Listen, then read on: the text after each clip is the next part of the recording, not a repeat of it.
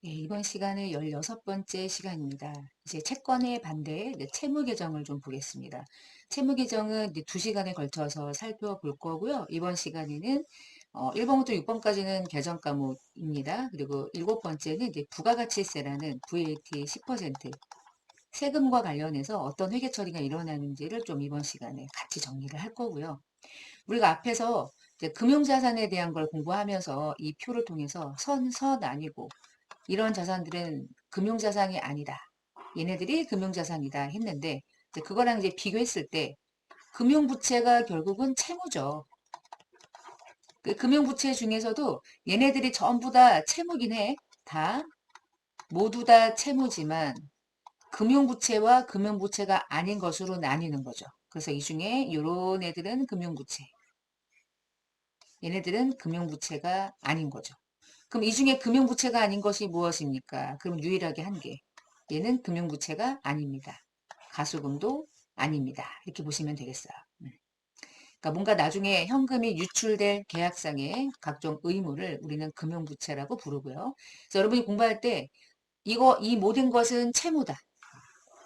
근데 그 안에 금융부채라는 성격과 금융부채가 아닌 채무가 있다. 그렇게 구분을 하시면서 학습을 해 나가시면 조금 더 디테일하게, 넓게 보면서 디테일하게 학습을 하실 수가 있을 겁니다. 첫 번째 매입 채무인데요.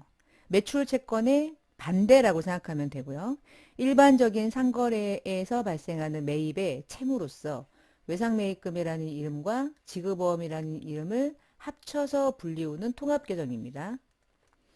그 매입 채무는 외상매입금과 지급보험으로 분개를 하고 외부에 보일 때 합쳐서 부르는 통합이에요. 매출 채권하고 비슷하죠.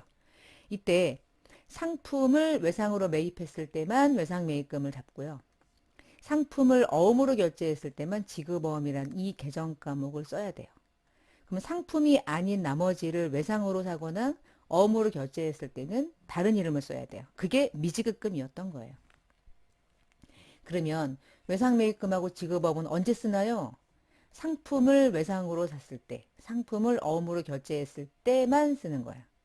끝! 이게 끝이야. 자, 원재료는 전산회계 2급에는 출제되지 않으니까 자연스럽게 그냥 무시하시면 되는 거고요. 자, 그러면 3월 12일자에 이런 형식 한번 봅시다. 상품을 100만 원에 외상으로 매입했대. 가장 기본이야. 그러면 상품 샀다. 그럼 상품을 잡는 거예요. 그리고 외상으로 매입했다. 그때 외상 매입금을 쓰는 거야.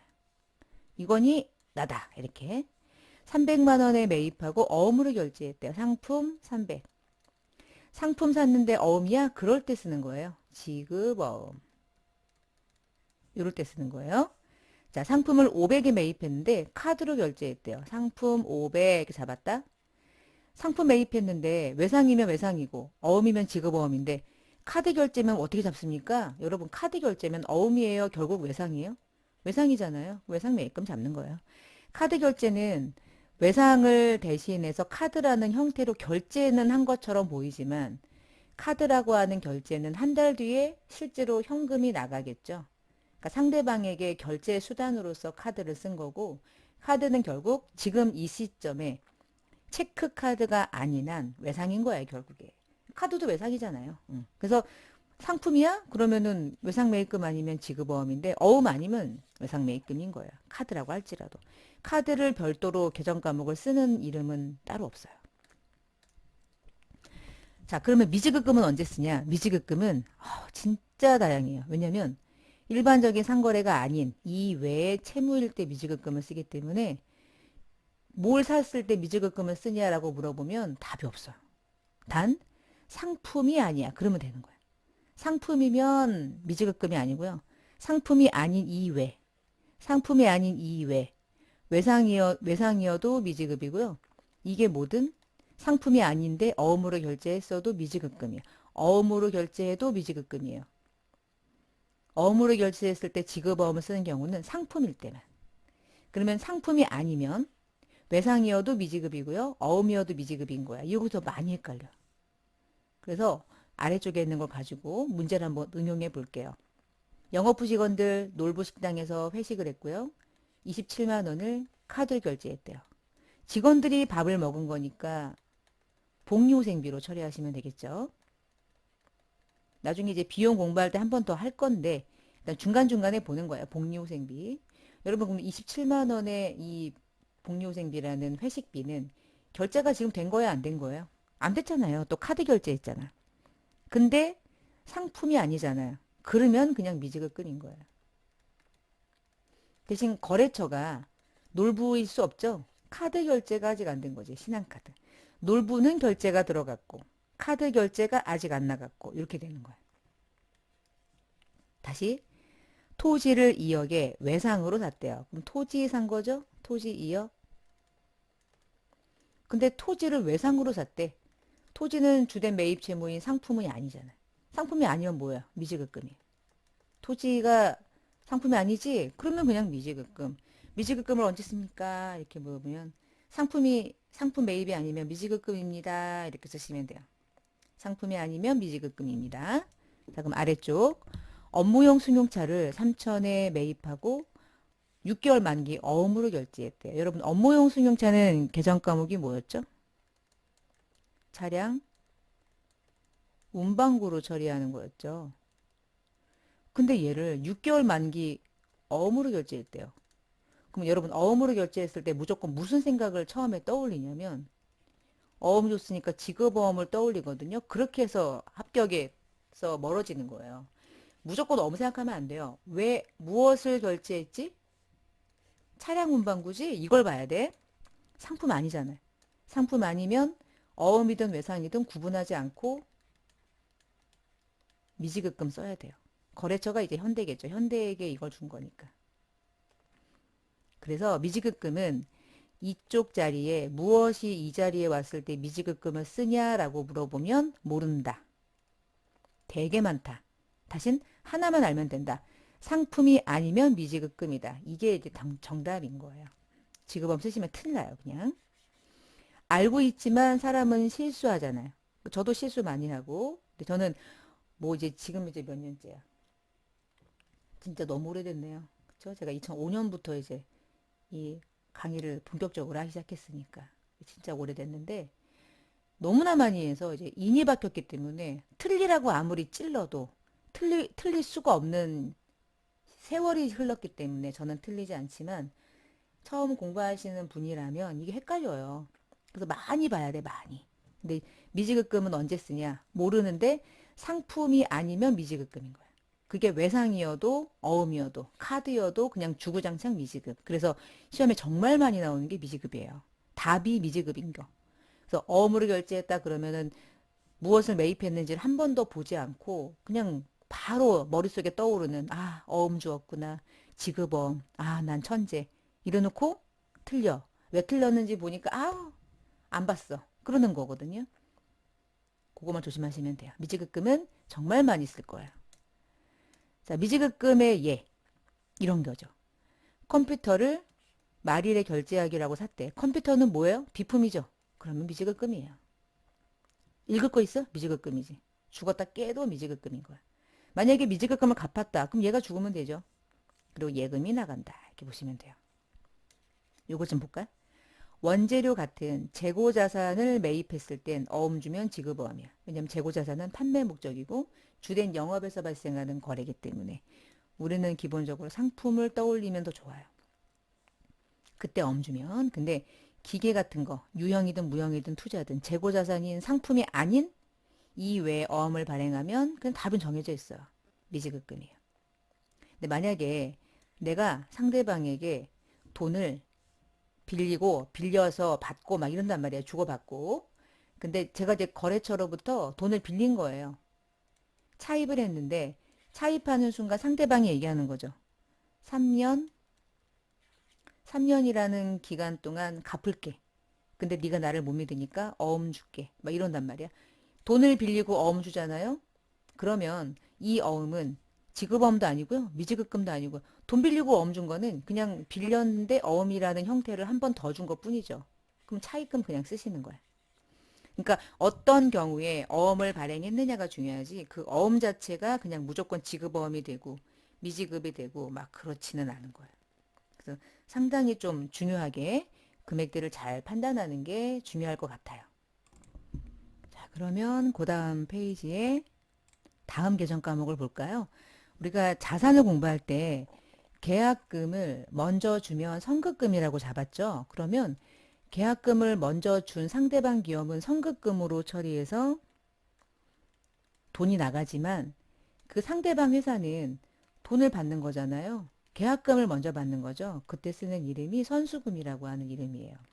상당히 뉘앙스가 좀 비슷하죠. 근데 선급금은 나중에 상품이 들어올 거니까 자산이지만 선수금은 수익을 대신해서 일단 잡은 부채 계정이라고 생각하시면 되고요.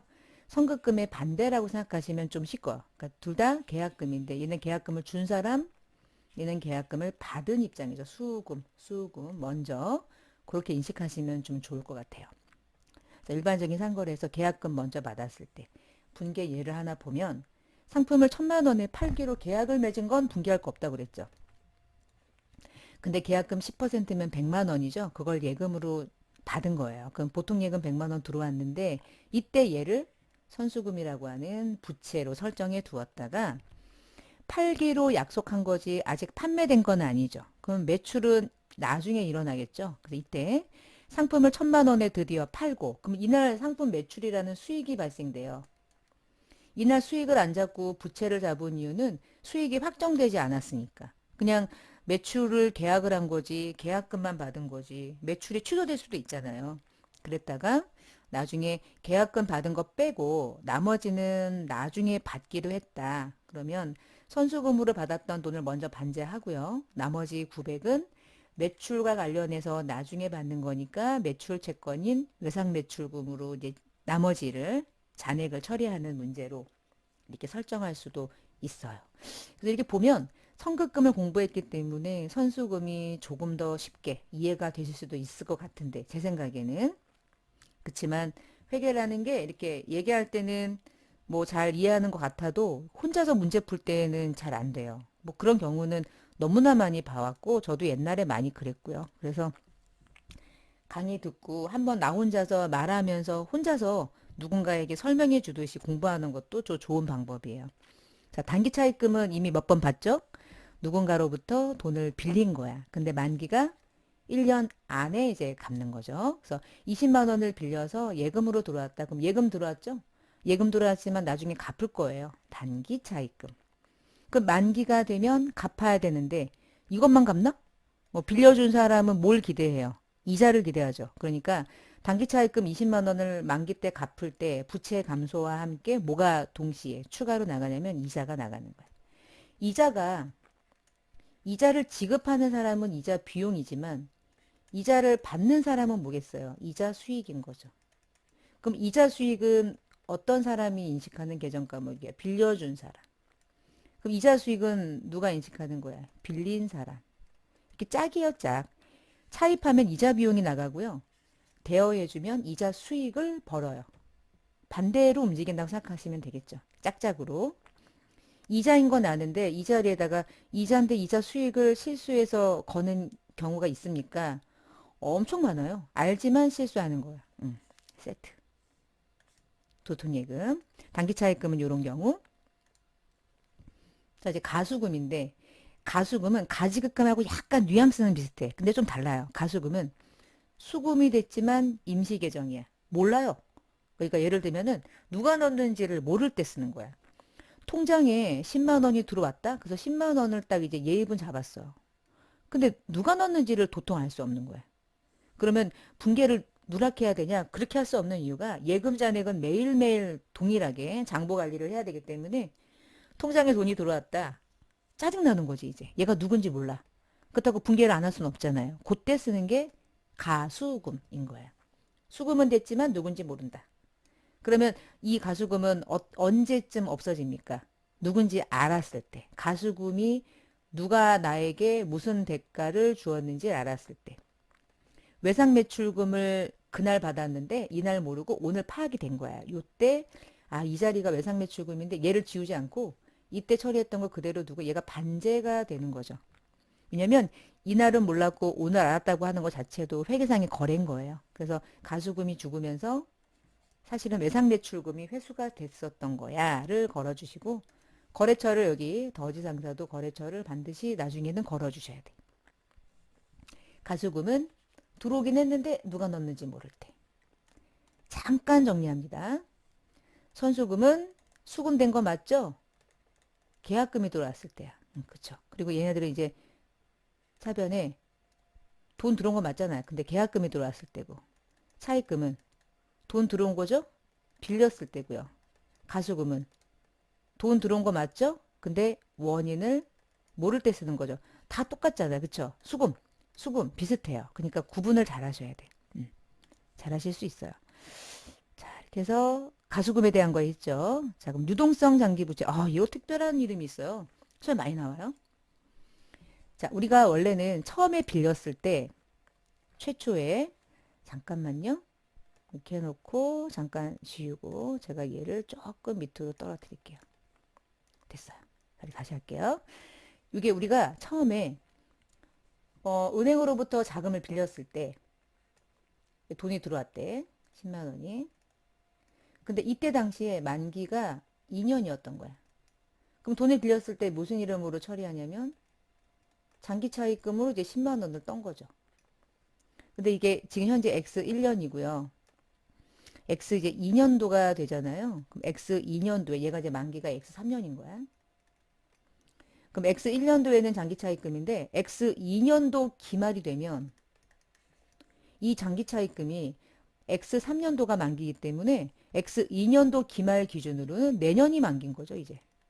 이게 이제 만기라는 게 1년, 2년 지나면 지날수록 만기가 내년으로 언젠간 한 번은 도래가 될 거 아니에요. 그럼 X 1년도까지는 문제가 없는데 X 2년도 기말 현재 내년 만기가 되는 장기 차입금이 있다면 이게 여전히 장기 차입금으로 X 2년 장부를 마감하는 게 맞냐? 이 장기가 내년에 만기된다고 하는 장부상에 뭔가 다른 계정 과목으로 대체를 시켜줘야 되느냐?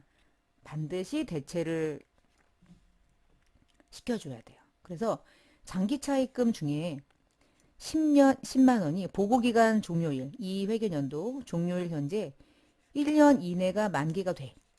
그래서 만기 때 내년에 갚을 거야. 그럼 내년이 만기래. 그러면 반드시 이 장기 차입금을 이렇게 반제하고요. 대변에 내년이 만기가 된다고 하는 이름으로 유동성 장기 부채라는 이름으로 대체를 시켜줘요. 그러면 유동성 장기 부채는 뭔가요? 장기 부채인가요? 유동 부채인가요? 당연히 유동 부채죠. 장기 차입금을 죽이고 장기를 죽이고 유동으로 보내는 거죠. 비유동을 제거하고 유동으로 대체시키는 거야. 그래서 유동성이라는 게 중요한데 여기다가 단기 차입금이라는 이름으로 대체를 시켜주면 틀려요. 이게 단기 차입금은 그러니까 단기간에 돈을 차입했을 때 그 시점에 처리하는 거지 이렇게 대체할 때 처리해서는 안 되거든요. 그래서 반드시 해당되는 계정으로 처리한다라고 보시면 되겠어요. 자, 장기 차입금이 반제가 되면서 내년 만기가 도래되는 유동성 장기 부채 반드시 우리 암기합시다. 자, 7번째, 그러면 이제 부가가치세를 좀 볼 건데요. 부가가치세는 약어로 Value Added Tax라고 해서 VAT라는 약어로 실무적으로 많이 써요. VAT. 부가가치세는 우리가 여러분 물건 사고 팔 때마다 붙는 게 세금이죠. 그 세금이 부가가치세죠. 몇 퍼센트입니까? 10%예요, 10%. 우리 빵 하나만 사 먹어도 부가세가 붙잖아요. 그쵸? 어떤 걸 사도. 근데 보니까 노트는 부가세가 붙더만요. 근데 도서는 안 붙어요. 여러분 책 샀을 때 부가세를 낸다는 거 들어보신 적 없을 거예요. 모든 물건에 부가세가 붙진 않고요. 면세 품목이 있어요. 면세 품목은 부가세가 면제됐다. 부가세가 면제됐다라는 말의 약어를 면세라고 부르고 부가세는 면세로 열거되어 있는 상품들이 있어서 책은 부가세가 없어요. 그리고 책을 판다. 부가세를 내지 않기 때문에 부가세 공부를 할 필요가 없는 회사예요. 부가세 몰라도 돼요. 평생 몰라도 전혀 문제 없습니다. 세법 공부 안 해도 돼요. 근데 그렇지 않으면 부가세가 붙어요. 어떤 것도. 그래서 10%만큼 붙고 10%가 부과되는 이 부가가치세. 그러면 우리가 기업을 운영하는 데 있어서 기업이라는 건 물건을 팔고 물건을 사죠.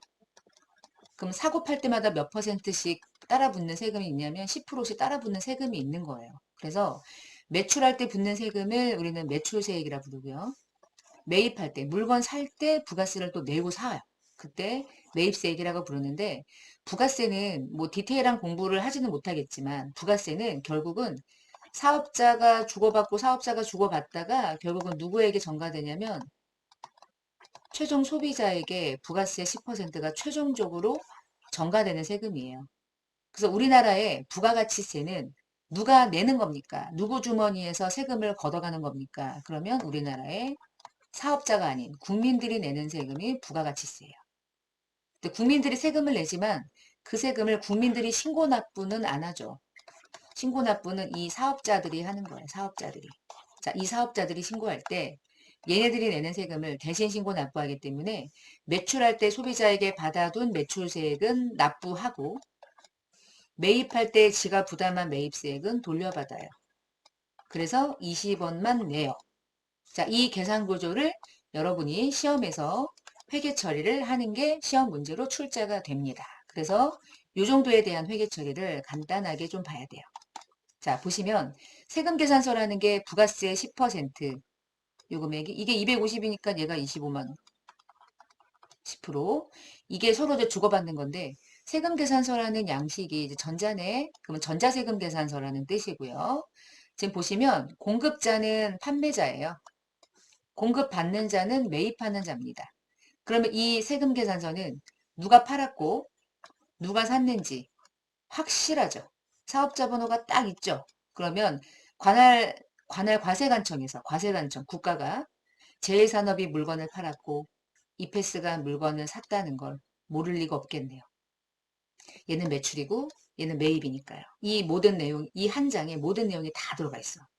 어디 살고 있으며 전자 이메일 주소는 몇 번이며 누가 사업자이며 그리고 이건 언제 작성이 됐으며 금액은 얼만데 이 금액의 10%가 달라붙어서 250만 원짜리가 물건이지만 10%가 무조건 달라붙으니까 토탈 얼마씩을 주고받으면 돼요. 275만 원을 주고받으면 되겠죠.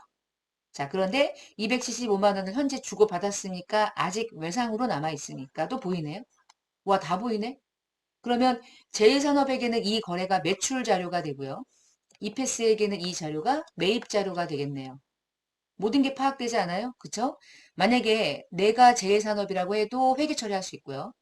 내가 이페스라고 해도 회계 처리할 수 있어요. 이 세금 계산서는 모든 걸 보여주네. 정확하게. 자, 그러면 여기서 이 세금 계산서를 가지고 만약에 이제 회계 처리를 한다면 제일산업의 입장에서는 이런 회계 처리를 하게 될 거예요. 매출이죠. 상품 매출일 수도 있고 제품 매출일 수도 있는데 상품이라고 적어놓은 거 보니까 얘한테 이게 상품인가 봐요. 매출은요 원래 250이거든요. 근데 부가세를 붙이라는 거야. 25만 원을. 이 부가세가 소비자한테 아니 상대방에게 매출과 관련된 외상이면 외상 매출금인데 이제부터 외상 매출금은 앞에서 공부했던 매출 채권이 250만 원만 들어가는 게 아니라 부가세까지 아직 못 받은 거죠. 자, 외상 매출금에는 부가세까지 포함한 275만 원 전액이 잡혀요. 그리고 대변의 25만 원은 내가 물건 팔아서 벌어들인 돈이 아니고 그냥 국가에다가 내야 할 세금이야. 근데 내가 그 돈을 받아서 신고 납부할 뿐이죠. 그래서 이때 계정 과목을 부채 계정으로 설정하는 거예요. 부채. 이 부채 계정을 부가가치세 대신 들고 있는 돈, 예수금 이렇게 처리합니다. 외상매출금이 아니면 뭐겠어요? 현금일 수 있죠. 여러분 현금을 275만 원을 받는 거예요. 그러면 275만 원 받은 돈 중에 또는 받을 돈 중에 둘 다 결국에는 받을 거고 받은 거니까 자산이잖아. 그러면 275만 원 중에 정말 내가 번 돈은 250만 원 뿐입니다. 이것만 수익이에요. 얘는요 부채예요. 대신 신고 납부할 겁니다. 이 부가세 예수금이 매출세액이 되는 겁니다. 이게 그러면 이 거래가 얘 입장에서 이랬던 거예요. 그러면 이페스의 입장으로 바꿔볼까요? 파란색으로 해볼게요. 자, 얘 입장입니다. 얘 입장은 상품을 산 거죠. 2분법은 상품, 3분법은 매입. 원래는 250만 원짜리가 상품이다. 근데 외상으로 주된 매입이 275만 원이었던 거야. 그럼 25만 원 더 줘야지. 억울해요? 안 억울해요. 사업자는요, 이때 부담한 매입세액을 다 돌려받아요. 특별한 일이 아니고는. 그 특별한 일을 여러분이 공부하지 않을 뿐인 거예요. 그럼 25만 원이 뭐예요? 부가가치세를 대신 냈다. 미리 냈다. 난 돌려받을 것이다. 이래서 돌려받을 돈 자산으로 별도로 인식해요. 이게 매입세액입니다. 이게 매입세액이에요. 그러면 25만 원은 제1산업에게는 매출세액이고요. 매입자에게는 매입세액인 거죠. 매출자에게는 매출세액, 매입자에게는 매입세액. 이게 무슨 짓이냐? 소비자가 나중에 부담해야 될 세금을 주고받고 하다 보면 최종적으로 소비자에게 이 모든 세금이 전가되는 거예요. 그래서 간접세라고 불러요. 부가세가. 일단 그 복잡한 건 여러분이 뭐 사실 모르셔도 되고 지금 중요한 거는 매입자에게는 매입세, 매출자에게는 매출세액이 된다는 거죠. 왔다 갔다 서로 완벽하게 신고해야 해. 세금 단서가 그렇게 중요한 법적 증빙을 갖고 있어요. 자, 먼저 분계를 먼저 해볼게요. 그러면 회계처리 어떻게 가냐면 매출이 일어나잖아? 그러면 매출이 만약에 500원이면 500원에 10% 50원이 붙어요. 그거를 부가세 예수금으로 별도로 처리해서 돈을 받아두고요. 자, 매입을 하게 되면 상품이든 매입이든 300원이라고 치고 그러면 300원에 10% 30원이 붙을 건데 그게 부가가치세 대급금이 돼요. 그러면 대변의 돈은 3, 3이 나가는 거죠. 그럼 이게 억울하진 않은 게 부가세 예술금은 나중에 낼 거죠. 대급금은 돌려받을 거예요.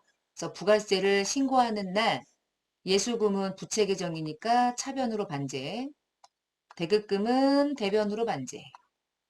50원 내야 되는데 30원 미리 낸 거 까. 그럼 얼마만 내요? 20원만 내요. 자, 20원만 내는 겁니다. 이게 납부세액이에요. 근데 이걸 오늘 당장 안 내고 좀 나중에 내요. 그래서 미지급금 또는 미지급 세금이라고 쓰기도 합니다. 시험엔 아마 미지급 세금이라고 쓰는 걸 또 선호하기도 해요. 언제 내냐? 나중에 내요. 25일 뒤에. 자, 이런 회계 처리를 여러분이 나중에 실기 버전에 들어가시면 하실 거예요. 부가세 계정 정리하는 것도 이제 종종 나옵니다. 예술금은 매출세액이고요. 대급금은 매입세액이에요. 매출세액은 대변에 있다가 세금을 내는 날 그대로 드러내서 내고 대급금은 까고 내요. 돌려받는 거예요. 그러면 나머지만 세금이 나옵니다. 만약에 여기서 이게 60원일 수도 있어요. 이게. 그럼 이게 60원일 수도 있어. 그러면 10원이 이쪽에 뜨죠. 10원은 관할세무서에서 또 돌려줘요. 그래서 당장 받으면 현금이지만 나중에 돌려받으면 기타 채권인 미수금으로도 처리할 수 있어요. 그래서 납부도 있지만 환급도 있고요. 납부는 미지급 세금이라고 쓰시는 게 좋을 것 같아요. 환급은 미수금으로 처리를 할 수도 있어요. 자, 그러면 다시 앞에 이제 마지막 부가가치세는요. 어떻게 신고하냐면 이렇게 이제 1년 단위로 끊었을 때 1년을 절반으로 잘라서 1월부터 6월까지 있죠. 그거를 부가세 1기 과세기간이라고 불러요. 그리고 7월부터 12월까지를 두 번째 과세기간이라고 불러요. 법적 기간입니다. 1기, 2기 나누어요. 나눈 다음에 다시 1기를 3개월 단위로 끊어가지고 1월부터 3월을 1기에 속한 미리 신고하는 기간이라는 용어로 1기 예정신고 기간이다 이렇게 부르고요. 나머지 기간을 1기 확정짓는 기간이다 이렇게 불러요. 다시 그러면 2기도 마찬가지야. 2기 7월부터 9월까지 7, 8, 9, 3개월을 예정기간 10, 11, 12를 2기 확정기간 이렇게 불러요. 그러니까 분기로 나눈다고 생각하면 돼. 근데 6개월을 1기라 하고 나머지 이 6개월을 2기라고 부르는 거예요. 그리고 1기 예정, 1기 확정. 다시 2기 예정, 2기 확정. 이렇게 부릅니다. 그럼 얘네들을 어떻게 신고하냐면 1월부터 3월이라는 기간이 1기 예정이죠. 그러면 얘네들은 기다렸다가 이게 종료되는 날짜가 3월 말일이잖아? 그러면 요 날로부터 25일 안에 신고를 해야 돼. 그러니까 그게 맥시멈 4월 25일까지는 1기 예정에 해당하는 부가세는 4월 25일까지는 반드시 신고하고 납부를 해야 해요. 이게 신고납부 기한이에요. 그래서 신고납부 날짜는 3월 말일까지 끊어 3개월 그리고 4월 25일까지. 그럼 여러분 4, 5, 6 기간 언제까지 하면 돼요? 7월 25일까지. 7, 8, 9는 10월 25일까지. 10월부터 12월까지는 내년 1월 25일까지. 종료했니? 25일. 종료했니? 25일. 끝났니? 25일. 끝났니? 25일. 끝나고 25일 안에 신고합니다. 신고 납부를 하도록 돼 있어요. 자, 그러면 요 구조 있죠? 요 구조. 자, 요 구조를 보시고 한 번만 더 하고 이제 마무리할게요. 마지막 다시. 자, 보시면 이게 1월부터 3월까지였다고 전제해 봅시다. 그럼 1월부터 3월까지 매출이 일어날 때마다 50원의 매출세액이 대변에 있었겠지요? 자, 1월부터 3월까지 매입할 때마다 부가세 대급금 30원은 매입세액이겠죠. 그러면 부가가치세라는 계정은 이쪽에 있는 금액과 이쪽에 있는 매입세액은 1월부터 3월이니까 3월 31일 현재 너 얼마였고 너 얼마였는지 보자.